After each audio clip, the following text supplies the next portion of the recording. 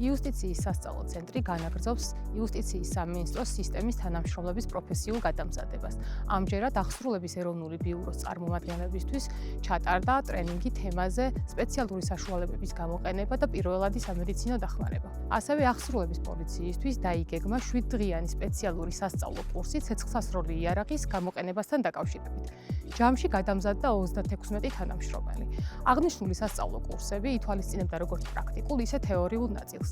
იუსტიციის სასწავლო ცენტრი აგრძელებს მსგავსი ხასიათის ტრენინგების დაგეგმვას იუსტიციის სამინისტროს სისტემის თანამშრომლებისთვის.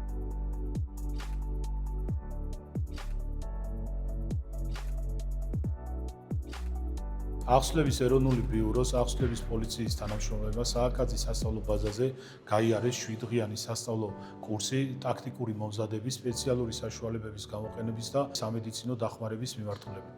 აღსრულების ეროვნულ ბიუროში დამკვიდრებული მაღალი უსაფრთხოების სტანდარტების ფარგლებში მსგავსი ტრენინგების სისტემატიურ ხასიათს ატარებს და უწყების სტრატეგიული განვითარების ნაწილს წარმოადგენს. აღსრულების პოლიციელს ყველაზე მეტად ჭირდება პრაქტიკული უნარები კრიტიკულ სიტუაციებში მოქმედებისთვის. გადამზადება უზრუნველყოფს ჩვენი პოლიციელების ზადყოფნას რეალური გამოწვევების მიმართ, რაც საბოლოოდ მოქალაქეთა უფლებების დაცვასა და კანონის ეფექტიან აღსრულებას უწყობს ხელს. მინდა განსაკუთრებული მადლობა გადაუხადო საქართველოს იუსტიციის სამინისტროს, იუსტიციის სასწავლო ცენტრს, ტრენერებსა და ინსტრუქტორებს. თანამშრომელთა პროფესიული განვითარება აღსრულების ეროვნული ბიუროს ერთ-ერთი პრიორიტეტია და ტრენინგები მომავალშიც აქტიურად გაგრძელდება.